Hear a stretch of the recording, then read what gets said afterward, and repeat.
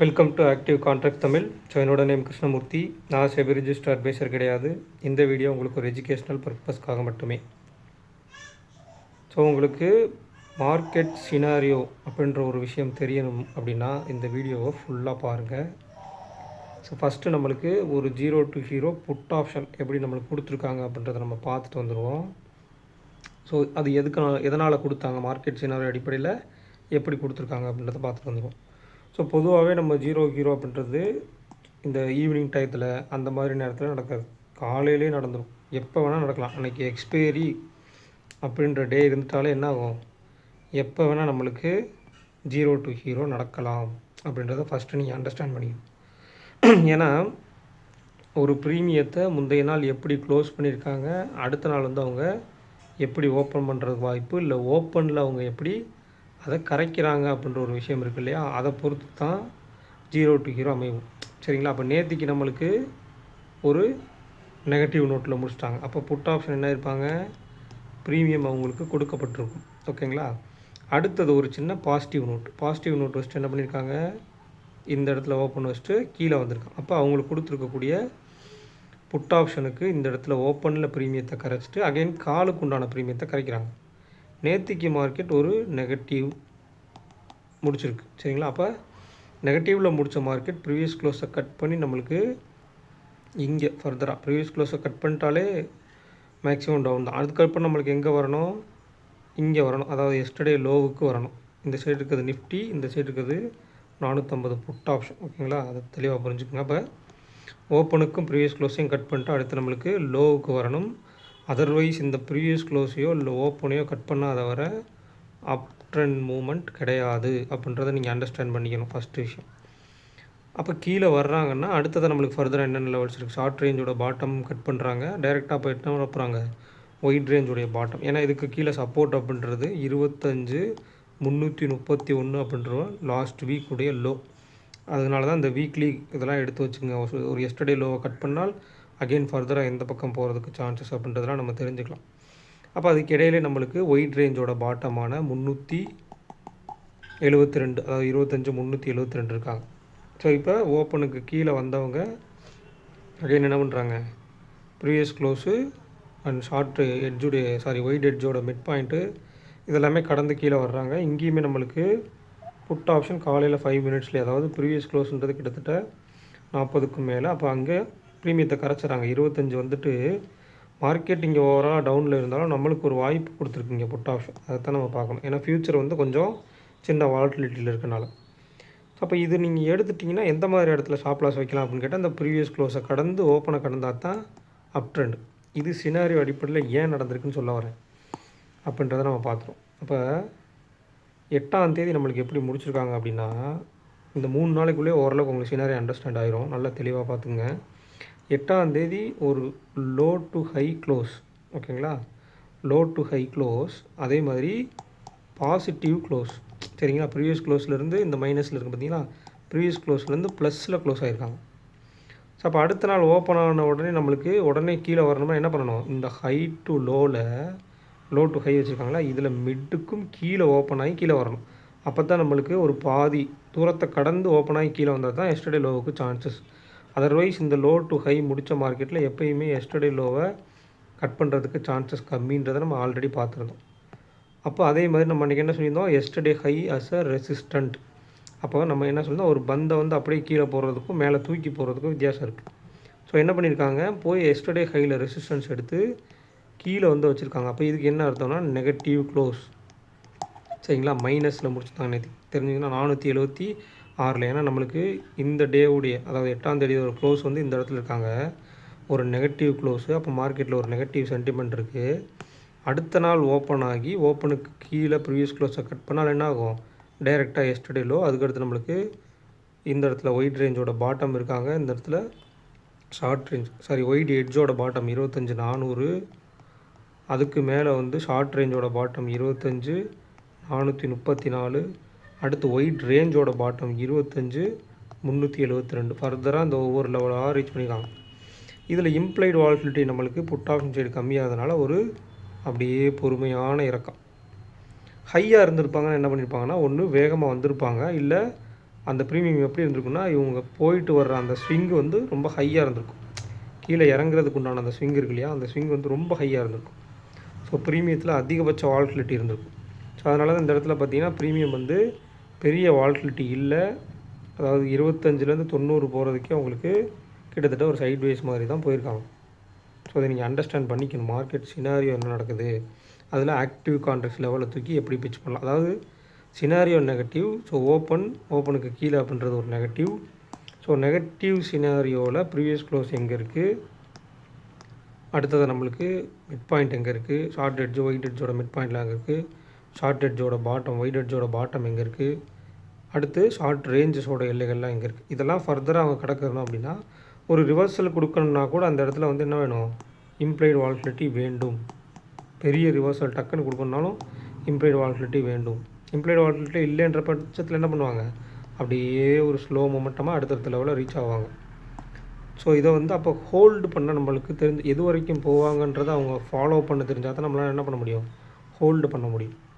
So அதனால் கொஞ்சம் கேர்ஃபுல்லாக இந்த மாதிரி விஷயங்கள்லாம் பார்த்துக்கணும். அடுத்ததை நம்மளுக்கு நெக்ஸ்ட் வீக்கு எடுத்துட்டிங்கன்னா, அதாவது நாளைக்கு எக்ஸ்பைரி டேக்கு எடுத்துட்டோம் அப்படின்னா, மார்க்கெட் வந்து முடிஞ்சிருக்கிறது 355 25 355 ஸ்பாட். ஃப்யூச்சர் எடுத்துட்டிங்க அப்படின்னா கிட்டத்தட்ட நம்மளுக்கு 25,421 சரிங்களா, 25,421 க்ளோஸ் ஆகிருக்காங்க. பட் இப்போவே நம்மளுக்கு கிஃப்ட் நிஃப்டி வந்து 25,302 ரன் ஆகிட்டுருக்காங்க. நம்ம ஃப்யூச்சர் வந்து அங்கே எப்படி 120 பாயிண்ட் கம்மியாக ரன் ஆகிட்டுருக்கு. ஸோ இது வந்து ஓவர் நைட்டில் என்ன வேணால் மாறலாம். பட் ஒரு நெகட்டிவ் சென்டிமெண்ட்டுக்கான வாய்ப்புகள் இருக்குது அப்படின்றது தான் இதுலேருந்து தெரியுது. ஏன்னா நம்மளுக்கும் மார்க்கெட் என்ன பண்ணியிருக்காங்க, கிட்டத்தட்ட 0.5% 120 பாயிண்ட் ஒரு நெகட்டிவ் சினாரியோவில் முடிஞ்சிருக்கு அப்படின்றத அண்டர்ஸ்டாண்ட் பண்ணிக்கோங்க. அப்போ நாளைக்கு நம்மளுக்கு கீழே வீக்லி லோவுக்கும் கீழே என்ன லோஸ் இருக்கோ, இல்லை வீக்லி லோவிலே கூட ஓப்பன் ஆகி சப்போர்ட் எடுக்கலாம், இல்லை வீக்லி லோ வந்து கட் பண்ணிவிட்டு கீழேயும் போகலாம் அப்படின்றத அண்டர்ஸ்டாண்ட் பண்ணிக்கணும். இந்த பக்கம்தான் போவாங்கன்னு சொல்லி முன்னாடியே டிசைட் பண்ணிடக்கூடாது. இப்படியெல்லாம் நடக்கிறதுக்கு சான்சஸ் அப்படின்ற ஒரு சின்ன ஐடியா மட்டும்தான் இருக்கணுமே ஒழிய, இப்படித்தான் போவாங்க அப்படின்னு சொல்லி இருந்தீங்க அப்படின்னா நாளைக்கு வந்து அது உங்களுக்கு நீங்கள் நினச்சதை விட ஆப்போசிட்டாக போனால் உங்களால் மார்க்கெட்டில் என்ட்ரி வைக்கிறதும் கஷ்டம். அதர்வைஸ் நீங்கள் என்ன பண்ணுவீங்க, ராங் சைடு என்ட்ரி எடுத்து அன்னைக்கு பூராமே ஓவரால் லாஸில் தான் முடிப்பீங்க. அதனால் வந்து எப்போவுமே வந்து இந்த பக்கம்தான் கன்ஃபார்மாக போகுன்ற ஒரு டெசிஷன் எடுக்காதீங்க சரிங்களா. டெசிஷனை வந்து எப்போ எடுக்கணும், லைவ் மார்க்கெட்டில் அப்போ உள்ள டேட்டா வச்சு எடுக்கணும். முந்தைய நாள் க்ளோசிங்லேயே வச்சுக்கிட்டு நாளைக்கு வந்து கேப் டவுனு இல்லை நாளைக்கு வந்து கேப் அப் அந்த மாதிரி எடுக்கக்கூடாது. ஸோ மேக்ஸிமம் நம்மளுக்கு 25,355 அப்படின்ற இடத்துல முடிச்சுக்கிறாங்க. ஓவரால் இது வீக்லி ஓப்பன் அப்படின்றனால வந்து உங்களுக்கு வேல்யூஸ் எல்லாம் ஓரளவுக்கு கம்மியாக தான் இருக்கும், பெரிய சேஞ்சஸ்லாம் இருக்குது. வீக்லி ஓப்பனில் வேல்யூஸ் ரொம்ப ரொம்ப கம்மியாக தான் இருக்கும். ஸோ ஃபஸ்ட்டு 6 ஸ்ட்ரைக் ப்ரைஸ் தான் 1 2 3 4 5 6. ஸோ இதுக்கு இடையில் எடுத்துட்டிங்க அப்படின்னா வேல்யூ ரொம்ப ரொம்ப கம்மியாக இருக்குது நம்மளுக்கு. இவங்களும் அதாவது 25,000 to 25,800. பட் இந்த இடத்துல ஒரு சின்ன 2 ஸ்ட்ரைக் ப்ரைஸ் நம்மளுக்கு அடி வாங்குறாங்களா, 25,000 25,800. அப்போ 1 2 3 4 5 6 நம்மளுக்கு 25,500 ஐடிஎம் புட் ஆப்ஷன் இருக்காங்க. ஸோ கொஞ்சம் கேர்ஃபுல்.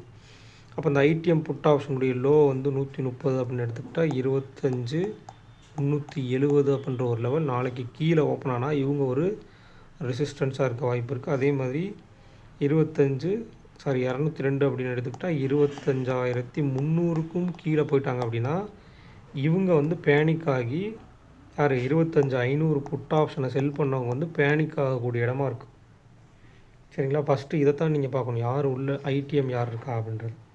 அதுக்கடுத்து நியர்பை ஐடிஎம் யார் இருக்காங்கன்னா நம்மளுக்கு 25,400 அவங்களுடைய லோ கணக்கீடு எடுத்துக்கிட்டிங்க அப்படின்னா 92. அப்போ 25,308. அப்போ எவ்வளோ லெவல்ஸ் இந்த இடத்துல இருக்குது, 25,308 25,370 அண்டு 25,300 சரிங்களா. அதேமாதிரி இந்த ப்ரீவியஸ் க்ளோஸின் அடிப்படையில் எதுனா நம்ம ஸ்ட்ராங்கில் தான் எடுப்போம். அப்போ இப்போ ஷார்ட் எட்ஜ் ஒயிட் எட்ஜ் எடுக்கணும். ஷார்ட் எட்ஜ் அப்படின்றது மார்க்கெட் முடிஞ்சிருக்க இடத்துக்கு கீழே உள்ள கால் ஆப்ஷன், அதாவது 25,300 அப்படின்றது ஷார்ட் எட்ஜோட பாட்டம். அடுத்து 25,400 அப்படின்றது ஷார்ட் எட்ஜோட டாப். அப்போ இவங்களுடைய மிட் பாயிண்ட் வந்து 25,350. ஸோ ஷார்ட் எட்ஜே ஒரு 100 பாயிண்ட் தான் இருக்குன்னா ரேஞ்ச் கம்மியாக இருக்குது. ஸோ நாளைக்கு என்ன பண்ணுறாங்கன்றதை பார்க்கலாம். அடுத்ததாக ஒயிட் எட்ஜ் எடுத்துட்டிங்க அப்படின்னா ரொம்ப கம்மியாக 25,300 டு அதுக்கடுத்து யார் இருக்கா 25,600 சரிங்களா. ஏன்னா 800ஐயும் 25,000 புட் ஆப்ஷன் நம்ம எடுத்துட்டோம். அப்போ 25,300 டு 25,600. அப்போ 300 டு 600 300 பாயிண்ட்டு, அதுக்கு இடையில் 150னா 25,450. அப்போ 25,300 அப்படின்றது தான் ஒயிட் எட்ஜோட பாட்டம். ஒயிட் எட்ஜோட பாட்டமுக்கும் ஒரு 50 பாயிண்ட் மேலே தான் முடிச்சுக்கிறாங்க. ஒயிட் எட்ஜோட டாப் வந்து 25,600. ஸோ இவங்க 2 பேர்த்துக்கு உண்டான மிட் பாயிண்ட், ஒயிட் எட்ஜோட மிட் பாயிண்ட் வந்து 25,450. ஸோ அந்த ஒயிட் எட்ஜோட மிட் பாயிண்ட்டு கீழே முடிச்சிருக்கிறது ஒரு நெகட்டிவ். அதே மாதிரி மார்க்கெட்டும் நெகட்டிவில் முடிச்சிருக்கிறது இன்னொரு அட்வான்டேஜ். அதுக்கடுத்ததாக வந்து புட் ஆப்ஷன் எல்லாமே அவங்களோட ப்ரீவியஸ் க்ளோஸை விட ஒரு 40-30% வந்து அதிகமாக இருக்குது. அது ஒரு நெகட்டிவ். இவ்வளோ நெகட்டிவ் சென்டிமெண்ட் இருக்க மார்க்கெட் நாளைக்கு எந்த இடத்துலேருந்து சப்போர்ட் எடுக்கிறாங்க ஆர் ஓப்பனை தக்க வச்சு ஓப்பனுக்கு மேலே இருந்துட்டாங்க அப்படின்னா ஆப்ஷன் பையருக்கு அந்த இடத்துல வேலை கிடையாது. ஸோ கொஞ்சம் கேர்ஃபுல்லாக இருக்கணும். At the same time implied வாலட்டிலிட்டிலையும் எந்த முன்னேற்றமும் இல்லை அப்படின்ற பட்சத்தில் ஆப்ஷன் பையருக்கு சுத்தமாக அந்த இடத்துல வேலை கிடையாது. கொஞ்சம் கேர்ஃபுல்லாக இருக்கணும் சரிங்களா. ஆல்மோஸ்ட் உங்களுக்கு கால் சைடு வெறும் 9 தான் இருக்காங்க, புட் சைடு 10 இருக்காங்க சரிங்களா. அப்போ நாளைக்கு வந்து புட் ஆப்ஷன் அவங்களுக்கு சாதகமாக இல்லாமல் மார்க்கெட் ஓப்பனுக்கு மேலே நின்ட்டாங்க அப்படின்னா புட்டுடைய கரைதல் அப்படின்றது கொஞ்சம் அதிகமாக இருக்கும். ஒருவேளை சின்ன ஒரு நெகட்டிவ் நோட்டோ நெகட்டிவ் சென்டிமெண்ட்லேயோ இல்லை ஒரு கேப் டவுன் சென்டிமெண்ட்லேயே ஓப்பன் ஆகிட்டாங்க அப்படின்னாலும் கூட ஓப்பனுக்கு மேலே நின்ட்டாங்க அப்படின்னா மார்க்கெட் க்ளோசிங்லேருந்து ஓப்பனில் எவ்வளோ ப்ரீமியம் கொடுத்துருக்காங்களோ அதை கொஞ்சம் சீக்கிரமாக டீகே பண்ணுறதுக்கான சான்சஸ் இருக்கும். இதில் வந்து ஓவரால் ஒரு சைட்வேஸ் மொமெண்டத்தில் மார்க்கெட்டில் நாளைக்கு டீகே இருக்குது. அதை நல்லா புரிஞ்சுக்குங்க. ஒரு வெள்ளிக்கிழமை சரிங்களா, ஃப்ரெஷ் ப்ரீமியம் ஓப்பன் ஆகும்போது சைட்வேஸில் போனாலும் பெரிய டீகே இருக்காது. மொமெண்டத்தில் அவங்க பாயிண்ட் இறங்குறது மட்டும்தான் அவங்க பாயிண்ட்டோடைய இறக்கமாக இருக்கும். ஸோ கொஞ்சம் கேர்ஃபுல்லாக இருக்கணும் செல்லர்ஸும் சரி. ஸோ அடுத்தது நம்மளுக்கு bank Nifty. So bank Nifty பார்த்திங்கன்னா அதே நியர்பை 57,000 ஸ்டாடில் தான் இருக்காங்க. 57,200 ஸ்டாடில் தான் தக்க வச்சுக்கிட்டே இருக்காங்க. ஸோ அந்த 200க்கு நியர்பை தான், மேலே 100 பாயிண்ட் கீழே 100 பாயிண்ட் சொல்லி அதுக்குள்ளேயே தான் மார்க்கெட்டை ரன் பண்ண பார்க்குறாங்க. ஸோ இவங்களுக்கு வந்து நம்ம இந்த லோவின் அடிப்படையில் வேணால் எடுத்து வச்சுக்கலாம். இந்த ரேஞ்சை 57,000 டு 57,500 அப்படின்ற ஒரு ரேஞ்சை கடக்கும்போது அதனுடைய மிட் பாயிண்ட் 250 கடந்து நிற்கும் போதும் அந்த மிட் பாயிண்ட்டை கடக்கும்போது அந்த இடத்துல ஒரு எஸ்டர்டே ஹையை கடக்கிறதோ இல்லை ஒரு ப்ரீவியஸ் க்ளோஸ்க்கு மேலே நிற்கிறதோ இந்த மாதிரி விஷயங்கள்லாம் இருந்து அங்கே இம்ப்ளைடு வாலட்டிலிட்டியும் இருந்தால்தான் மேலே போகும். நல்லா அண்டர்ஸ்டாண்ட் பண்ணிக்கணும். ஸோ அப்போ இவங்க சைடும் வந்து இந்த ஸ்ட்ராடல் இருக்காங்க அப்படின்னா அந்த ஸ்ட்ராடலுக்கு உட்பட்டு என்னென்ன ரேஞ்சுன்றதையும் எடுத்து வச்சுக்கணும் சரிங்களா. அதுவே ஒரு வீக்லி ரேஞ்சாகவும் இருக்கலாம். ஒரு வீக்கில் ஸ்டார்டிங்லேருந்தே ஸ்ட்ராடல் போடுறாங்க அப்படின்னா அடுத்த வீக்குக்கு இவங்களுடைய க்ளோசிங் ப்ரைஸை வச்சு எடுத்துக்கலாம். 57,200 அப்படின்னா மேலே 270னா 57,870. அடுத்து இந்த இடத்துல 650 எடுத்துக்கிட்டு அந்த சைடு 200 அந்த சைடு 450. அப்போ 57,550 அப்படின்ற லெவல், 57,550ன்ற லெவல் வந்து வீக்லியுடைய ரேஞ்சாக இருக்குது. ஏன்னா ஒரு ஸ்ட்ராடல் இருக்குது. அதே மாதிரி இந்த ஸ்ட்ராடல் இருக்கு இல்லையா, இவங்களுடைய ரேஞ்சு 57,000 ஸ்ட்ராடலுடைய ரேஞ்சையும் எடுத்து வச்சுக்கணும். ரெண்டாவது பேங்க் நிஃப்டியை ஏன் நம்ம பார்க்கணும் அப்படின்ற ஒரு விஷயம் இருக்குது.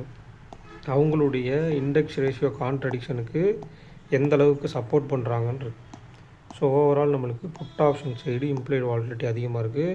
ஸோ புட் ஆப்ஷனும் ப்ரீவியஸ் க்ளோஸ்க்கு மேலே க்ளோஸ் வச்சுருக்காங்க. ஸோ நாளைக்கு இவங்களும் ஒரு வேளை, அதாவது பேங்க் நிஃப்டி வந்து ஓப்பனுக்கு கீழே, நிஃப்டி வந்து ஓப்பனுக்கு மேலே அப்படின்னு அமைஞ்சிட்டாங்க அப்படின்னா ஒரு சைட் வேஸ் இருக்கும். ஸோ இதில் வந்து வேறு மாதிரி, அதாவது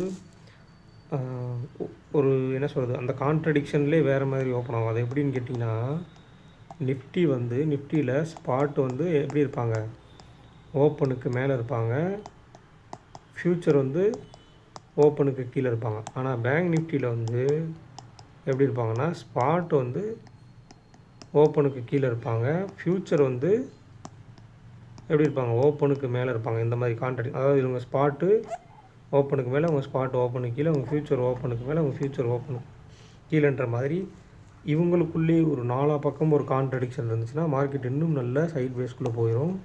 ஸோ ஒரு முக பயணமாக இருக்கணும் அப்படின்னா 2 பேருமே அவங்களுடைய ஸ்பாட் விசஸ் ஃப்யூச்சர் ரெண்டையுமே தாண்டி ஏதோ ஒன் சைடாக இருந்தாங்க அப்படின்னா அதுக்கு இம்ப்ளைடு வாலட்டிலிட்டியும் சப்போர்ட் பண்ணால் மட்டுமே யார் சைடு இருக்குமோ அவங்க, அதாவது நீங்கள் தப்பாக வெறும் இம்ப்ளைடு வாலட்டிலிட்டியை மட்டும் வச்சுக்கிட்டு ஒரு implied volatility put option side அதிகமாக இருக்குன்னா மார்க்கெட் வந்து கீழே போகும்னு எடுத்துக்கக்கூடாது.